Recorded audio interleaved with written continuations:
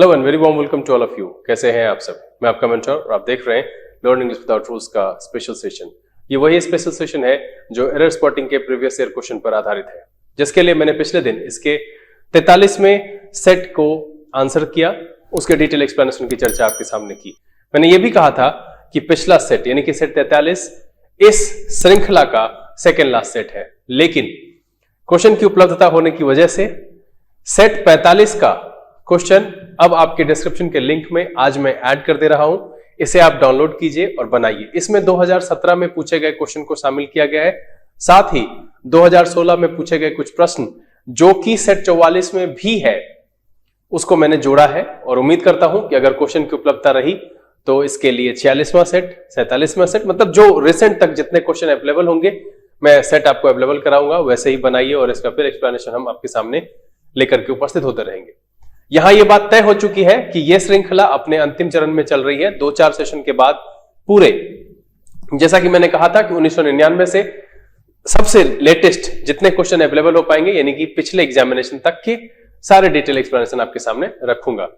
उसी श्रृंखला को आगे बढ़ाते हुए आज हम यहां पर उपस्थित हुए हैं आपके लिए सेट 44 में मौजूद सभी 15 क्वेश्चन के आंसर और डिटेल एक्सप्लेनेशन के साथ। उम्मीद करता हूं कि आप सब ने इस सेट को बहुत पहले बना लिया होगा। चूंकि इधर कुछ परेशानी की वजह से सेट नहीं आ पा रहा था, तो आज आपके इंतजार की घड़ी यहां पर खत्म हुई है। अपने उस नोटबुक में जहां आपने इसे सॉल्व किया है उसे निकाल करके रेडी हो जाइए, और वैसे बच्चे जिन्होंने इस सेट को नहीं बनाया है नीचे डिस्क्रिप्शन में लिंक है, पहले क्वेश्चन डाउनलोड कीजिए, बनाइए, फिर मेरे साथ आकर के देखिएगा आखिरकार आपने क्या गलती की है और किस ग्रामेटिकल नॉर्म्स की वजह से आपका कोई आंसर गलत हुआ है। तो चलिए बिना देरी के सेशन की शुरुआत करते हैं। नोटबुक, आंसर शीट और पेन लेकर के तैयार हो जाइए। देखते हैं कि सेट 44 में मौजूद सभी 15 क्वेश्चन के आंसर क्या है और उसके पीछे कौन कौन से ग्रामेटिकल नॉर्म्स लगे हुए हैं। चलिए देखा जाए।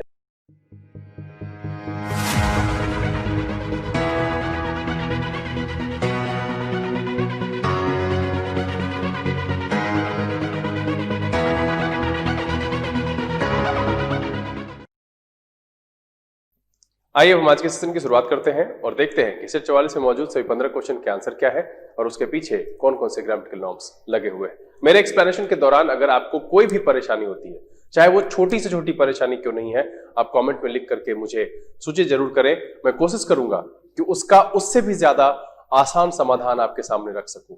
ये मैं इसलिए कह रहा हूं क्योंकि अगर आपके मन में कोई भी असमंजस या आशंका रह जाती है और उस पर आप आगे बढ़ते जाते हैं तो फिर आपको ये भरोसा गेन करने में कि हाँ मैं इस तरह के सवाल बना सकता हूं, कठिनाई का सामना करना पड़ सकता है।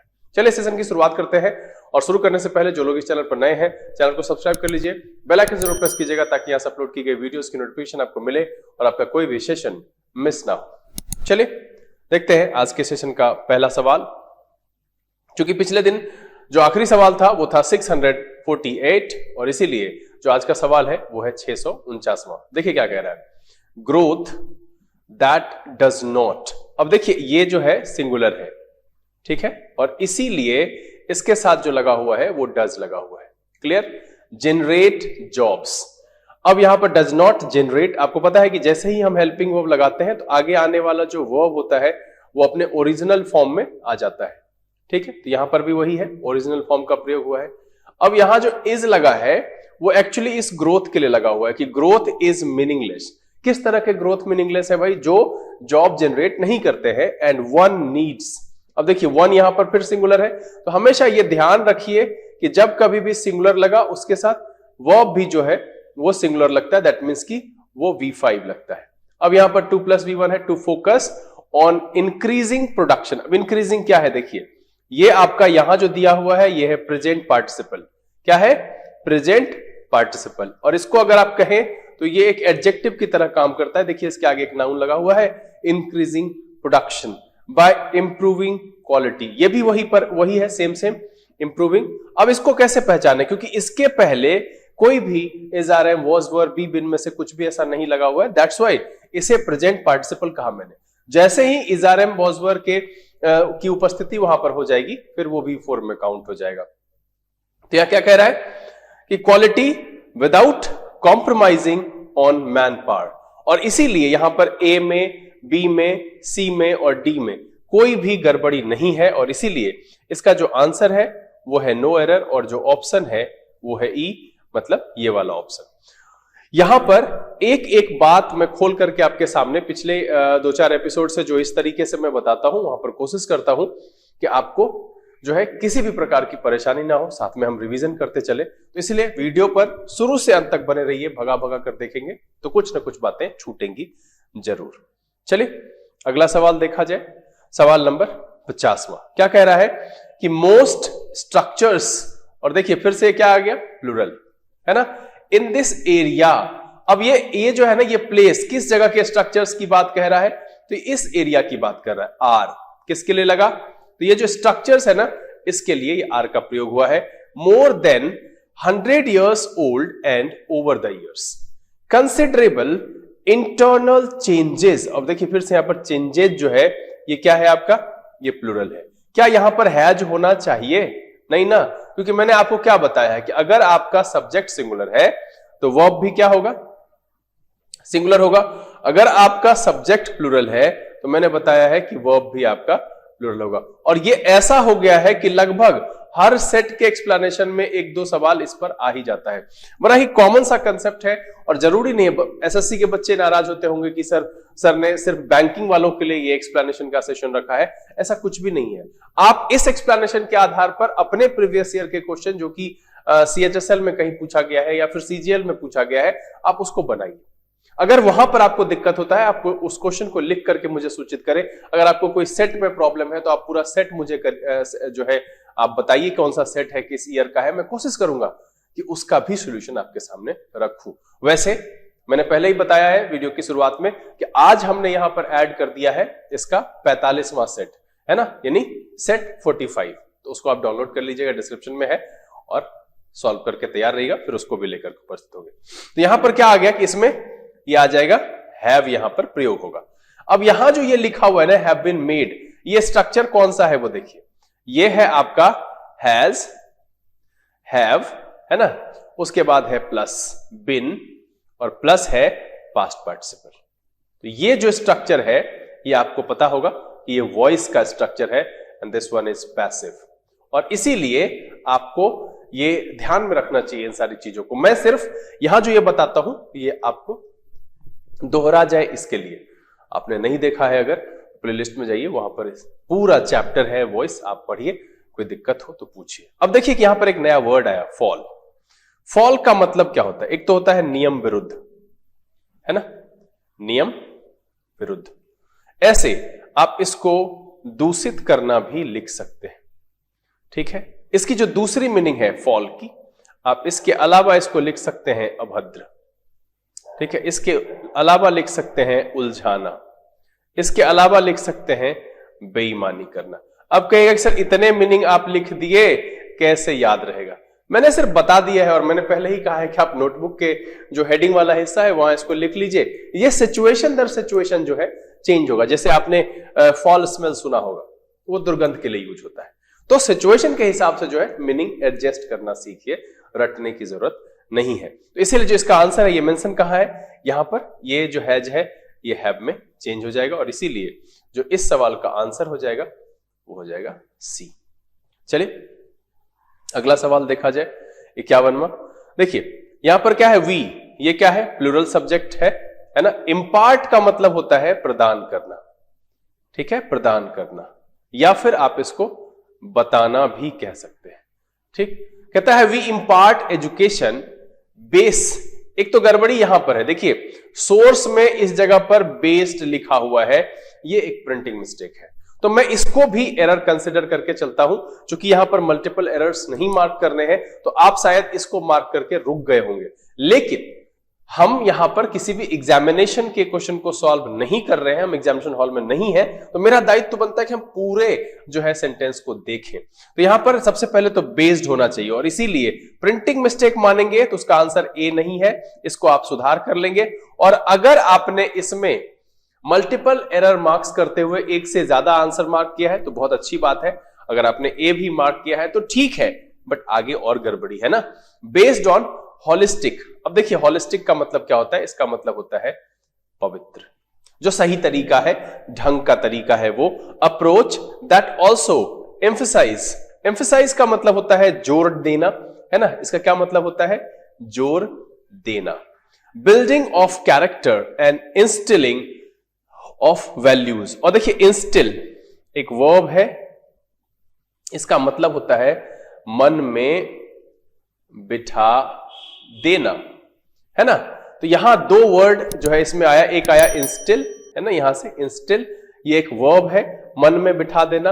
एम्फेसाइज का मतलब जोड़ देना, बाकी तो और कहीं पर नहीं है। तो यहां देखिए कि यहां गड़बड़ क्या है कि क्या कह रहा है, होलिस्टिक अप्रोच, और इसके बाद लगाया दैट। तो इसका मतलब है कि अप्रोच के बारे में बात कर रहा है, तो यहां होना चाहिए V5, है ना, और ये गड़बड़ हो गया। तो एक्चुअली गड़बड़ी जो इस सवाल में थी वो थी a holistic approach that also emphasize, नहीं एम्फेसाइजेस, क्योंकि अप्रोच होलिस्टिक अप्रोच की बात कर रहा है and this one is singular, तो इसीलिए जो है यहां पर होना चाहिए एम्फेसाइजेस। तो एक्चुअली जो इसका आंसर है वो है बी, अगर हम इस ए वाले पोर्शन को प्रिंटिंग मिस्टेक मानते हैं। लेकिन अगर आपने आंसर में A and B both mark किया है, ये बहुत खुशी की बात है। लिख करके मुझे बताइएगा किन किन लोगों ने ऐसा किया है। क्या आप ए मार्क करके रह गए? तो यहीं पर सुधरने की जरूरत है, क्योंकि हम सीखने के लिए इसे बना रहे हैं, तो पूरा सवाल पढ़ना बनता है। मैंने कोई समय सीमा नहीं तय कर रखी है, मैंने ये कभी नहीं कहा कि इतने देर में बनाइए, ये जरूर कीजिए आप। तो इसलिए इसका जो आंसर है, अगर हम ए वाले में जो बेस लिखा हुआ है उसको एरर मानते हैं, बेस्ड कर देते हैं, प्रिंटिंग मिस्टेक मानते हैं, तो इसका आंसर है बी, एम्फेसाइजेस। और अगर आप इसे मल्टीपल एरर्स में काउंट कर रहे हैं, ए और बी बोथ। चलिए अगला सवाल देखा जाए, सवाल नंबर 52। अब देखिए कैलिडियोस्कोपिक कोरल, कोरल का मतलब होता है मूंगा, ठीक है, क्या मतलब होता है, मूंगा।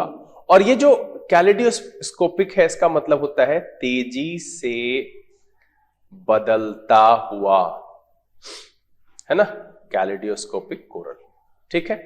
उसके बाद कह रहा है क्रिस्टल क्लियर वाटर्स, ठीक, a profusion of exotic bird species, है ना। तो यहां पर जो है प्रोफ्यूजन का मतलब होता है प्रचुरता से, ठीक है।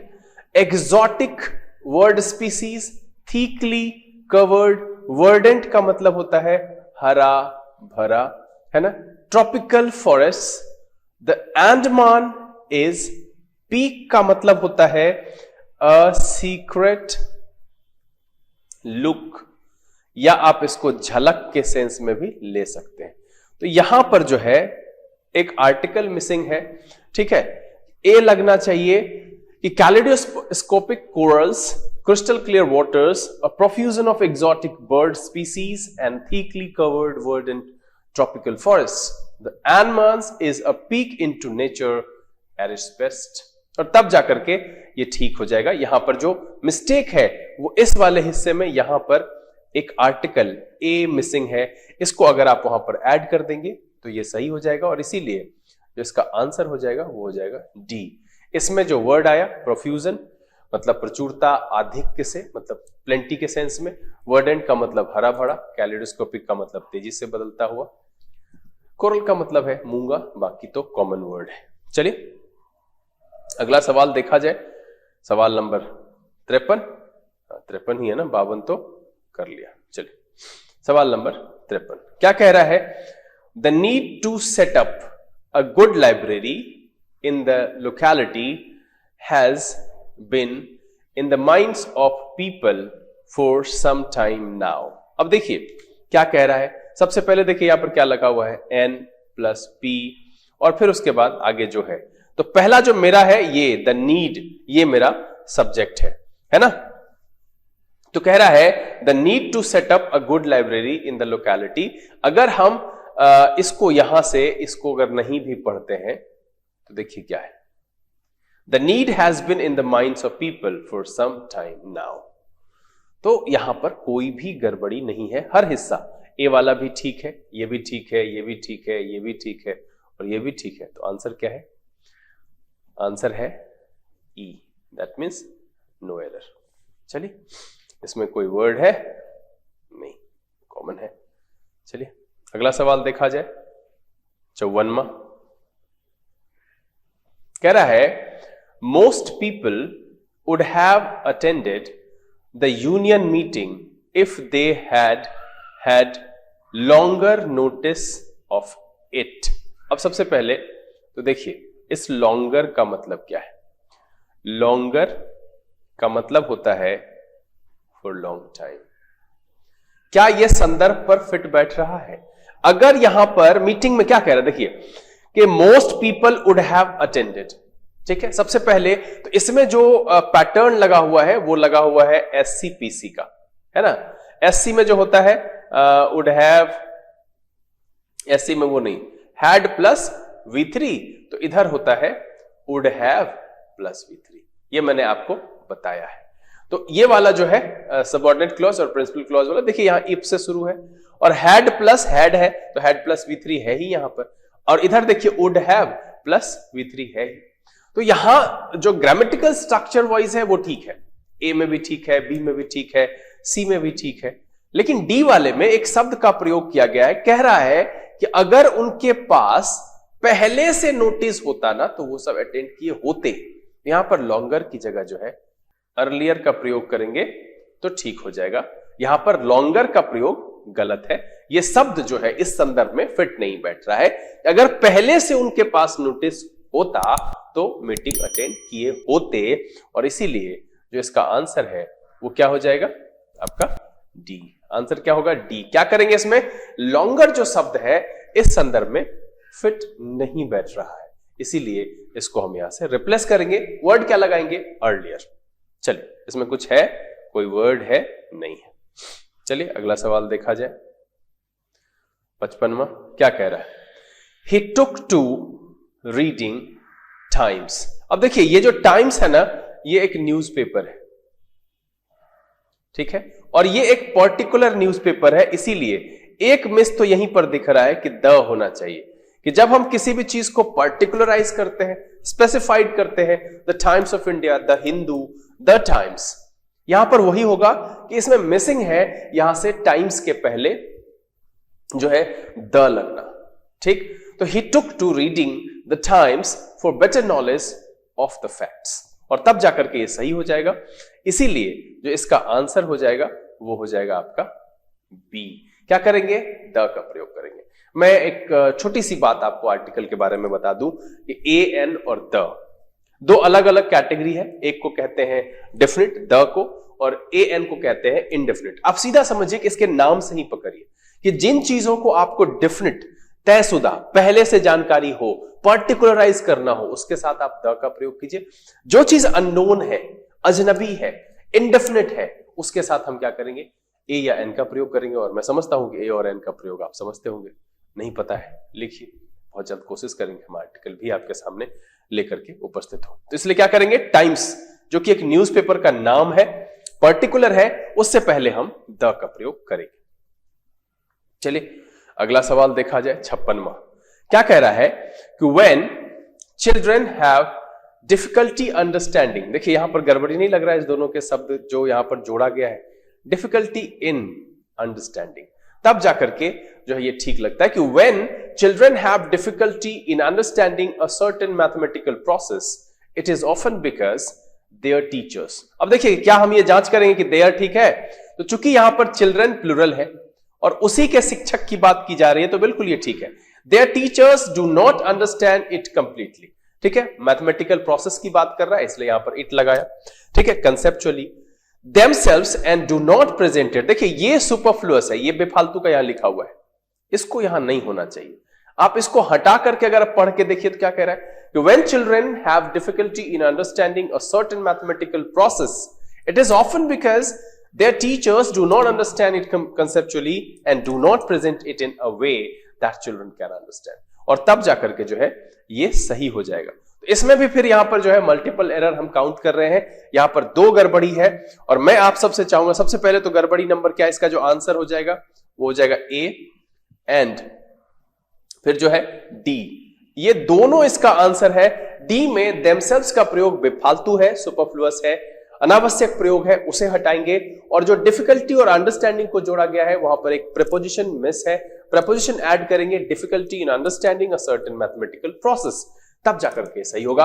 आप सब मुझे लिख करके बताइए कि क्या आपने दोनों एरर मार्क किया है?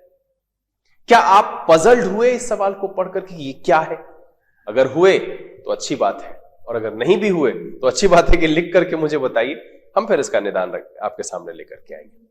चलिए सवाल नंबर 57 क्या कह रहा है? स्टडीज, अब देखिए प्लूरल है ना, चलिए, so that the lives of millions of mothers and their children could be saved if countries would invest in programmes that, अब देखिए प्रोग्राम्स, यहां मार्क कीजिए कि प्रोग्राम्स मतलब क्या है? प्लूरल, और फिर इसी को दैट से आगे बढ़ाया गया ना, तो दैट इंश्योर्स नहीं, दैट इंश्योर, और इंश्योर का मतलब क्या होता है? आश्वस्त करना, है ना, आश्वस्त करना, भरोसा दिलाना, हेल्दी प्रेगनेंसी, प्रेगनेंसी का मतलब जानते ही हैं, गर्भधारण। तो क्या कह रहा है? Studies so that the lives of millions of mothers and their children could be saved। और फिर से देखिए यहां पर वही है, पैसिव वाला model, verb plus be plus past participle। if countries would invest in programs that ensure, ये यहां पर होना चाहिए, इंश्योर्स नहीं होना चाहिए, क्या होना चाहिए? इंश्योर। क्यों भाई? क्योंकि यहां पर जो प्रोग्राम्स है ये प्लूरल है, और इसीलिए जो इसका आंसर है वो है आपका सी। चलिए अगला सवाल देखा जाए, 58वां कह रहा है फिल्म व्यूअर्स, फिर से प्लूरल, उसके बाद claim plural, that the number of scenes. अब देखिए मैंने एक दिन, मुझे याद है किसी बच्चे के पूछने पर मैंने जो है अ नंबर ऑफ और द नंबर ऑफ का डिफरेंस बताया था, ठीक है। यहां पर इसके साथ जो है नाउन प्लूरल दोनों केस में यूज होता है। दैट मीन्स कि अगर आप अ नंबर ऑफ यूज कर रहे हैं तब भी आपको नाउन प्लूरल रखना है, तो लिखा हुआ है ना सीन्स, और वो क्यों है? क्योंकि ऑफ का यहां पर जो है सिलेक्शन के लिए प्रयोग हुआ है, तो उसके बाद जो मैंने कई बार बता दिया है कि भाई नाउन प्रोनाउन जो आएगा ऑफ अगर सिलेक्शन के केस में यूज हो रहा है तो हम प्लूरल का प्रयोग करेंगे, ठीक है। उसके बाद क्या कह रहा है कि जो वर्ब आएगा ना, अ के केस में प्लूरल और द के केस में सिंगुलर यूज करते हैं। अब देखिए यहां पर क्या है कि यहां लगा हुआ है हैव, है ना, तो यहां क्या होना चाहिए कि the number of scenes depicting alcohol consumption, यहां होना चाहिए हैज। यहां पर हैव लिखना बिल्कुल गलत है। अब यहां पर कुछ कुछ वर्ड है, देखिए डिपिक्ट का मतलब होता है चित्रित करना, है ना, चित्रित करना, या होता है दर्शाना। कंजम्पशन का मतलब जानते ही हैं, खपत, ठीक है, खाना भी होता है, ठीक है, पीना भी होता है, खपत करने के सेंस में। तो यहां पर अब जो है कोई वर्ड नहीं। Film viewers claim that the number of scenes depicting alcohol consumption has increased dramatically over the last decade, और तब जाकर के ये सही हो जाएगा, इसलिए जो इसका आंसर हो जाएगा वो हो जाएगा सी। कंसेप्ट यहां पर यही है, a number of, the number of, ध्यान रखिएगा। इसका मतलब होता है बहुत, अगर हिंदी में कहेंगे, ठीक है। A number of students have taken admission today, मतलब है बहुत विद्यार्थियों ने एडमिशन लिया, और कहते हैं the number of students is increasing, मतलब है की संख्या। यहां जो द नंबर है इसका हिंदी अगर आप कहना चाहें तो कह सकते हैं की संख्या। तो मैंने कहा कि the number of students is increasing, तो मतलब है बढ़ रही है। मैंने एक बात जो मार्क कराया, वो मार्क करने वाली बात यह है कि दोनों केस में आपका नाउन प्लूरल होता है। अ के केस में वर्ब प्लूरल होता है और द के केस में वर्ब सिंगुलर होता है। इस पर भी एक छोटा सा लॉजिक है कि इंडेफिनिट आर्टिकल है, इंडेफिनिट नंबर है, प्लूरल होता है। Definite number, measures, weight, distance, ये जो वैल्यू होता है वो सिंगुलर होता है, और इसीलिए जो है इसके साथ हम वर्ब सिंगुलर प्रयोग करते हैं।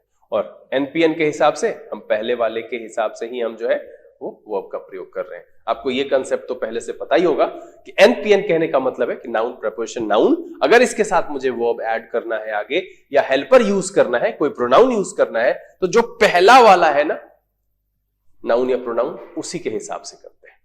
चलिए, तो इसलिए जिसका आंसर हो गया वो हो गया सी। अगला सवाल देखा जाए, 59वां क्या कह रहा है? कह रहा है 40% of the people alive today have never made. सबसे पहले हैव लगा है, इसके साथ देखिए V3 लगा हुआ है, ठीक है।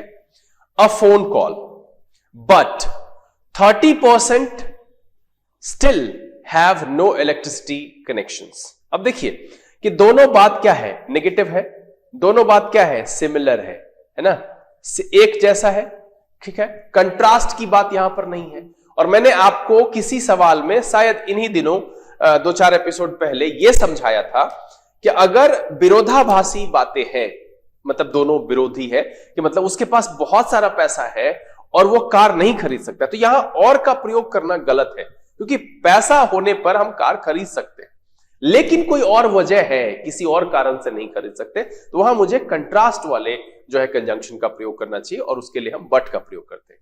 लेकिन एक जैसे जो वैल्यू होते हैं, जो मीनिंग होता है, अगर वैसे सेंटेंसेस को जोड़ना हो, फ्रेजेस को जोड़ना हो, तो हम एंड का प्रयोग करते हैं। तो यहां जो ये लिखा हुआ है ना बट, ये गलत है, क्योंकि दोनों तरफ कह रहा है कि भाई 40% जो लोग हैं उसने कभी फोन कॉल नहीं किया है, और 30% के पास अभी भी इलेक्ट्रिक कनेक्शन नहीं है, इलेक्ट्रिसिटी कनेक्शन नहीं है। तो दोनों बात जो है नेगेटिविटी की है, दोनों एक जैसी बात है, तो इसीलिए इस संदर्भ में जो है बट का प्रयोग करना गलत है, यहां पर हम एंड का प्रयोग करेंगे, और इसीलिए जो इसका आंसर हो जाएगा वो हो जाएगा बी। बात क्या है कि कंट्रास्ट वाली बात होगी तो बट का प्रयोग करेंगे, एक जैसी बात होगी तो एंड का प्रयोग करेंगे हम जोड़ने के लिए।